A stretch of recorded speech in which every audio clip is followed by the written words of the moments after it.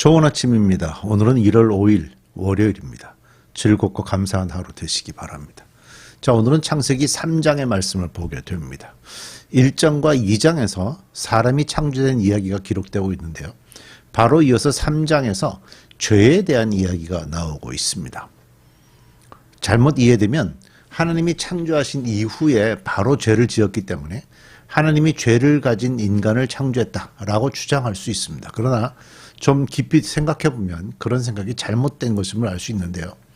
우리가 토요일 말씀에 나온 것처럼 사람은 하나님의 형상에 따라 창조되었죠. 그렇기 때문에 사람에게 죄가 있었던 것은 아닙니다. 그러나 사람에게는 선이나 악을 선택할 수 있는 능력이 있었기 때문에 이 능력, 보통 이제 자유의지라고 하는 이 능력이 시험을 받을 수 있는 가능성이 있었습니다. 그래서 그 유혹은 의인화된 뱀에 의해서 나타나게 됐죠. 그러니까 다시 정리해 본다면 사람에게 죄가 있도록 하나님이 창조하신 것이 아니라 사람이 시험받는 과정에 죄를 선택한 것이다 라고 볼 수가 있고요. 1절에 보면 이제 뱀이 나옵니다. 이 뱀이 여자를 유혹하였고 여자는 뱀을 통해서 유혹에 넘어가게 됩니다. 성경에서 이 뱀은 가장 간교한 들짐승으로 표현이 되죠. 그래서 뱀으로 등장하는 모든 구절의 의미를 보면 다 사탄으로 표현이 됩니다. 뱀의 활동의 가장 큰 특징은 유혹될 만하고 그럴듯하고 매력적인 거짓말입니다. 유혹될 만한 거짓말, 그럴듯한 거짓말, 매력적인 거짓말. 그것의 특징을 가진 자가 바로 사탄, 뱀의 활동이죠. 그래서 본문에도 사단을 상징하는 뱀의 거짓말이 등장합니다. 자, 이제 그 내용을 본문을 통해서 함께 살펴보겠습니다.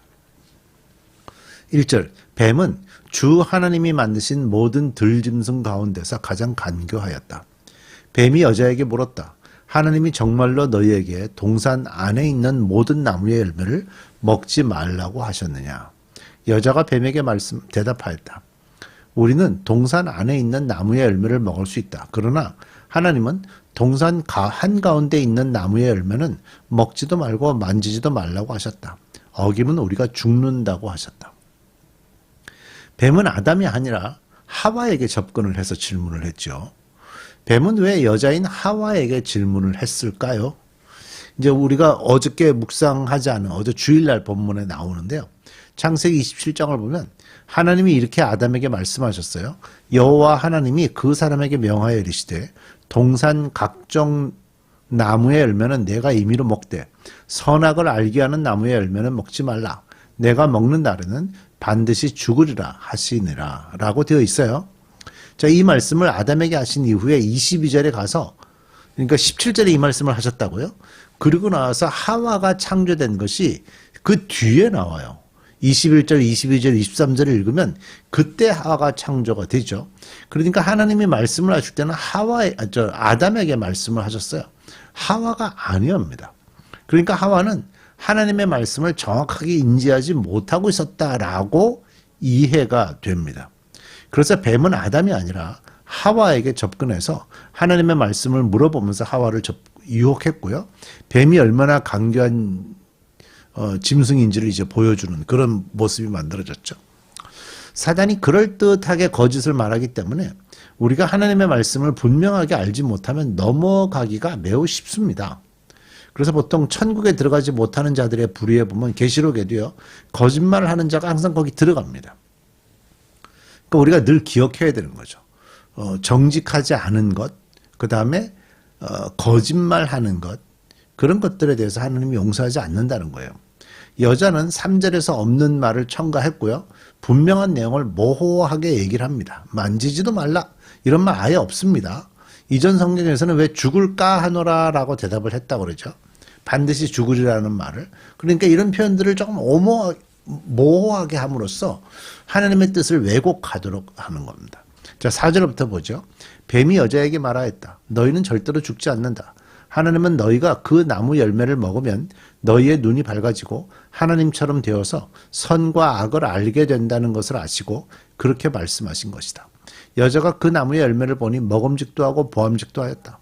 그뿐만 아니라 사람을 슬기롭게 할 만큼 탐스럽기도 한 나무였다. 여자가 그 열매를 따서 먹고 함께 있는 남편에게도 주니 그도 그것을 먹었다. 그러자 두 사람의 눈이 밝아져서 자기들이 벗은 몸인 것을 알고 무화과 잎으로 치마를 엮어서 몸을 가렸다. 여자가 그렇게 하나님의 언약의 말씀에 무지하고 모호했을 때, 제대로 알지 못했을 때 뱀은 결정적인 거짓말을 동원합니다. 너희가 결코 죽지 아니하리라. 그리고 뱀은 여자에게 하나님을 의심하게 만들고 하나님을 악한 분으로 몰아가죠. 5절에서 보면. 그러면서 먹음직하다, 보암직하다, 지혜롭게 할 만큼 탐스럽기도 하다, 뭐 이런 표현들을 보이는 것은요, 인간 본성 속에 있는 교만과 탐욕을 사단이 이렇게 끌어내고 있는 거예요. 그러니까 그게 유혹인 거죠. 사단은 그걸 잘하는 거예요. 끌어내고 있는 거예요. 하와는 남편에게 한 번도 물어보지도 않았고요. 그리고 바로 금지된 열매를 따먹었습니다. 가져다가 남편도 먹게 했고 아담은 아무 저항 없이 그 열매를 먹었습니다. 그런데 이들이 이 죄를 행동으로 옮겼잖아요. 그래서 결국 죄를 선택한 그 결과는 자기들이 가져가야 하는 거예요. 눈이 밝아졌고 벗은 몸이라는 것도 알게 되어서 무화과 나무 잎으로 몸을 가리게 됩니다. 무화과 나무 잎이 자신의 죄를 얼마나 가려줄 수 있겠습니까? 실제로 한나절이면 다 말라 비틀어질 것으로 죄를 가리겠다는 존재가 바로 인간이라고 볼 수가 있는 거죠. 여기서 보면 죄의 특징들을 좀 몇 가지 볼 수 있는데 여러 가지가 나와요. 뒤에도 조금 제가 설명할 예정이지만 첫째로 죄는 다른 사람들을 끌어들이려는 습성이 있어요. 하와는 자기 남편을 끌어들였고요. 뱀을 핑계 삼았죠. 아담은 하와에게 책임을 돌렸고요. 12절을 보면 뒤에 읽게 되겠지만 하나님이 창조해서 저에게 주신 이라는 표현을 쓰면서 하나님도 이 죄에 끌어들이고 있어요. 그리고 죄는요, 가둬놓을 수가 없습니다. 또는 가려질 수도 없습니다. 내일 묵상에 나오겠지만 태어나지도 않은 후손들에게 영향을 끼쳐요. 이제 15절인데요. 뒷부분에 나오죠. 이게 내일 설명하게 될 겁니다. 창조계 자체에도 영향을 주는 그런 모습을 봅니다. 셋째로 죄는요, 가책이 따라옵니다. 눈이 밝아지리라는 뱀의 약속은 예상치 못한 비극적인 방법으로 이루어지죠. 제어할 수 없는 죄책감을 가지게 됩니다. 그래서 어떻게 하죠? 아담과 하와가 에덴 동산에서 쫓겨나기 전부터 자기 몸을 가리기 시작해요. 사실 에덴 동산에서는 아담과 하와는 벌거벗은 몸으로 하나님과 동행하면서 산책하면서 함께 지냈던 존재들이었는데 이제 그런 거 다 없어졌죠. 죄 있는 사람은요, 거룩하신 하나님과 함께 있는 것을 견디지 못합니다. 죄는 하나님과 사람 사이를 떼어놓는 역할을 하니까요. 자, 이제 8절부터 읽어볼게요. 그 남자와 그 아내는 날이 저물고 바람이 서늘할 때에 주 하나님이 동산을 거느시는 소리를 들었다. 남자와 그 아내는 주 하나님의 낯을 피하여서 동산 나무 사이에 숨었다. 죄를 짓고 나니까 이렇게 하나님과 같이 있는 게 힘든 거예요. 조금 전까지 같이 있었죠. 주 하나님이 그 남자를 부르시며 내가 어디에 있느냐 하고 물으셨다. 하나님께서 동산을 거느시는 소리를 제가 들었습니다. 저는 벗은 몸인 것이 두려워서 숨었습니다. 하고 그가 대답했다. 벗은 몸인 것이 두려워서 죄책감들이 막 올라오죠. 하나님이 물으시기를 내가 벗은 몸이라고 누가 일러주더냐? 내가 너더러 먹지 말라고 한 그 나무의 열매를 내가 먹었느냐 하시니 그 남자는 핑계를 대었다. 하나님께서 저와 함께 살라고 짝지어 주신 여자, 자, 하나님 끌어당기죠. 그 여자가 그 나무의 열매를 저에게 주기에 제가 그것을 먹었습니다. 하나님이 그 여자에게 물으셨다.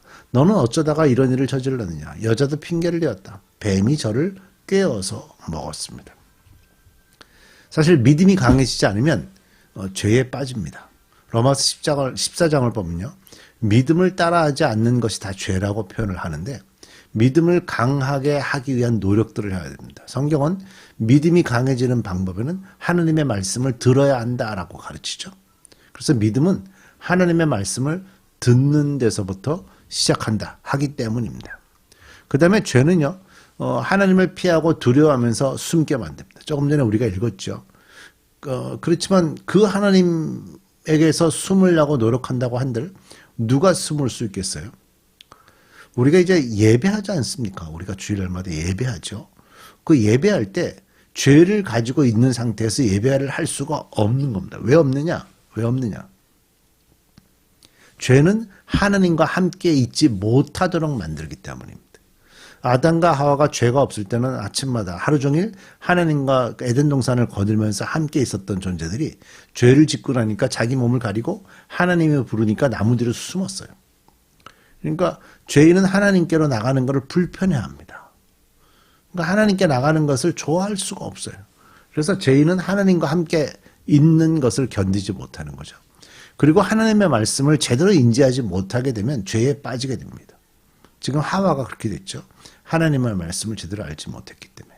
그리고 죄는요, 자기 죄를 다른 사람에게 덮어 씌우려 그러죠. 책임 전가 계속합니다. 그러니까 죄의 원인을 다른 사람에게 돌리려고 하고 있는 그 전형적인 모습은 다 죄를 가진 자들의 모습입니다. 아주 악한 일이죠. 오늘 말씀에 나온 죄의 모습을 좀 잘 묵상하고 이런 죄에서 벗어나도록 애쓰고 노력하는 것이 우리에게 필요합니다. 우리 기도하겠습니다.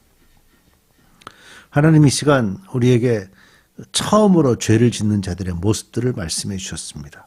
좀 생각하게 하시고 묵상하게 하시고 돌아보게 하시고 점검하게 하셔서 어떻게 하면 죄로부터 벗어날 수 있을까?